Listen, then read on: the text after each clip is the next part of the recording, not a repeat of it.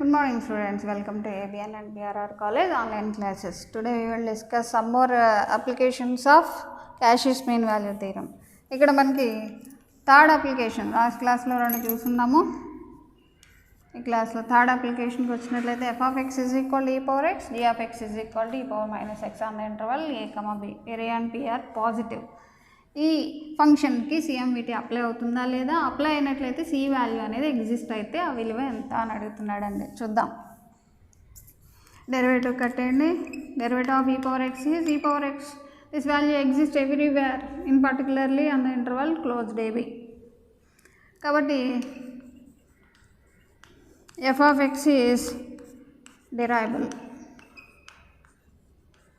on the closed interval ab. Every derivable function is continuous, కాబట్టి it is continuous on closed ab. ఈ లాజిక్తోనే మనం continuity చెప్దామండి. Next యూనిట్లో కూడా కావాల్సిన కండిషన్ ఒకటి వచ్చేసింది. సిమిలర్గా డెరివేటివ్ ఆఫ్ g కట్టండి. e పవర్ మైనస్ ఎక్స్కి minus e power minus x, ఈ విలువ కూడా everywhere exist, particularly in the interval closed ab. Derivative exist కాబట్టి g of x is derivable on the closed interval ab. Every derivable function is continuous కాబట్టి g of x is continuous on the interval closed ab. Moreover, this value is never be 0 for every x in the interval closed ab. Derivative విలువ అనేది 0 అవ్వట్లేదు. కావాల్సిన conditions వచ్చాయండి. CMVT apply చేయొచ్చు. f and gకి CMVT apply చేసినట్లయితే f dashed c by g dashed c value is equal to f of b minus f of a by g of b minus g of a అవుతుంది. Derivative of f at c అనగానే derivative ఎంత అండి? e power c by e power minus c because the derivative value is this is equal to f of b అనగానే e power b minus e power a by e power minus b minus e power minus a. Simple చేయండి. Simple చేయడానికి కొంచెం జాగ్రత్తగా చూసుకున్నట్లయితే e power c by e power minus c అండి, cancel చేయకండి. e power c into న్యూమరేటర్కి వచ్చినట్లయితే plus e power c is equal to e power b minus e power a by, దీన్ని ఎలా రాసుకోవచ్చు? e పవర్ మైనస్ bని 1 by e power b కదండి. ఆ విధంగా రాసినట్లయితే LCM చేయండి. LCM చేసినట్లయితే this value is e power, bases are same, powers are added, then this value is c plus c e power 2c minus e power 2c value is equal to e power b minus e power a by, LCM చేస్తే ఎంత అవుతుందండి? e power a minus e power b by e power a into e power b. ఇక్కడ మీరు మైనస్ని common తీస్తే న్యూమరేటర్లో ఒక పదం cancel అవుతుంది, ఇది పైకి వచ్చేస్తుంది. Then we have minus e power 2c value is equal to, ఇక్కడ బేసెస్ ఆర్ సేమ్, న్యూమరేటర్కి వచ్చేసినాయి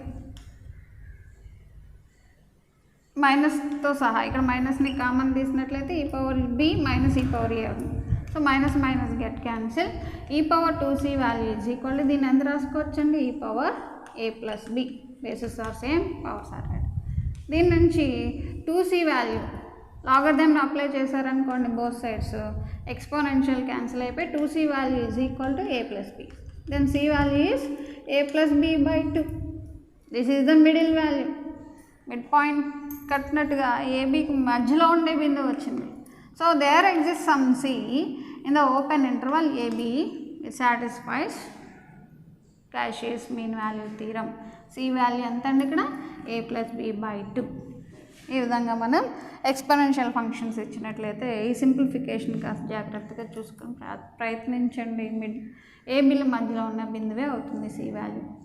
సో సాటిస్ఫైడ్ అని చెప్పేసి రాసుకోవచ్చు. ఈ theorem, mean value theorem, second mean value theorem అనేది ఈ ఫంక్షన్స్కి సాటిస్ఫై అయిందని చెప్పండి. Coming to second example, f of x is equal to 1 by x square, g of x is equal to 1 by x. ఇలాంటివి ఇచ్చినప్పుడు ఆల్జీబ్రిక్ ఫంక్షన్స్ జాగ్రత్తగా derivatives కట్టండి. Derivative of f is equal to x power minus 2. x power minus 2కి derivative ఎంత అవుతుందండి? -2 into x power -3. That means -2/x³ ఈ విలువ ఎక్కడ ఎగ్జిస్ట్ అవ్వదు 0 దగ్గర. మన ఇంటర్వల్లో 0 లేదండి. ఏబీలు ఇచ్చాడంటే ఏబీలు 2 పాజిటివ్ అని, 0 అంటే 0 వాడేస్తాడు. దిస్ వాల్యూ ఎగ్జిస్ట్ కాబట్టి f is derivable and continuous on the interval. అలానే డెరివేటివ్ ఆఫ్ g కట్టండి. 1/x derivative -1/x². ఇది అంతేనండి, 0 దగ్గర ఎగ్జిస్ట్ అవ్వదు. 0 అనేది మన ఇంటర్వల్లో లేదు కాబట్టి ఇచ్చినటువంటి ఇంటర్వెల్లో డెరివేటివ్ ఎగ్జిస్ట్ అవుతుంది.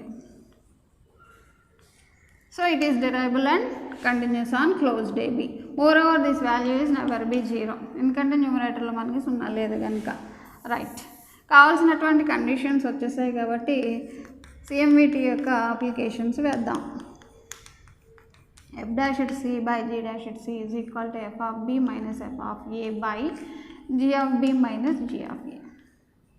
Derivative of f at c value ఎంత అవుతుందండి?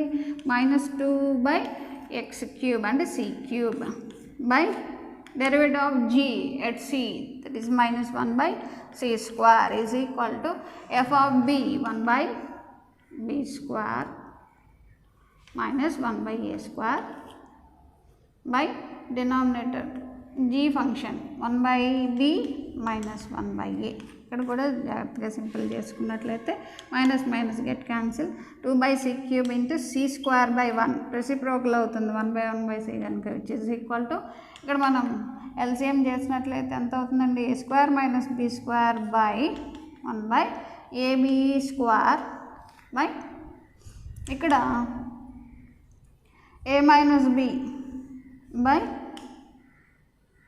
డినామినేటర్లో 1/a.b ఎల్సిఎం చేసినట్లయితే c² ఇందులో క్యాన్సిల్ అయిపోయి 2/c value is equal to ఎలా రాసుకోవచ్చండి? a + b into a - b. ఇలా రాసుకున్నట్లయితే a - b get cancel a + b.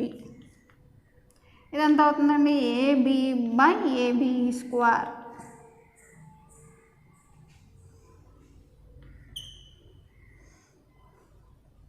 ఒక ab క్యాన్సిల్ అయిపోతుంది. That means 2/c value is equal to a + b/a.b మిగులుతుందండి. రెసిప్రోకల్ చేయండి. c/2 is equal to a.b/a + b. Then c value is equal to 2ab 2తో multiply చేస్తే a + b. ఇది c value అండి. ఈ c value అనేది మనకి ఇంటర్వెల్లో ఇచ్చిన ఇంటర్వెల్లో ఉంటుందా లేదా? ఫర్ ఎగ్జాంపుల్ ఈ రెండు పాజిటివ్ కాబట్టి 2, 5 అని తీసుకోండి. 2, 5 అని తీసుకుంటే 2ab/a + b వాల్యూ ఎంత అవుతుందో చూడండి. 2 × a.b is 10 by a + b is 7. That means 20/7 is 2.9. 2.9 అనేది ఇంటర్వల్లో ఉన్నట్లే కదండి. Is in between open interval. ఇలా మీరు న్యూమరికల్గా ఎన్ని నెంబర్స్ తీసుకున్నా ఈ విలువ అనేది ఏదైతే ఉందో ఇది belongs to the open interval AB. What is this value? C value. C value exist and it is in between A and B. So our C exist and CMVT Cauchy mean value theorem అనేది verify అయిందని చెప్పొచ్చండి. Okay, this is about unit 4 అండి. Thank you.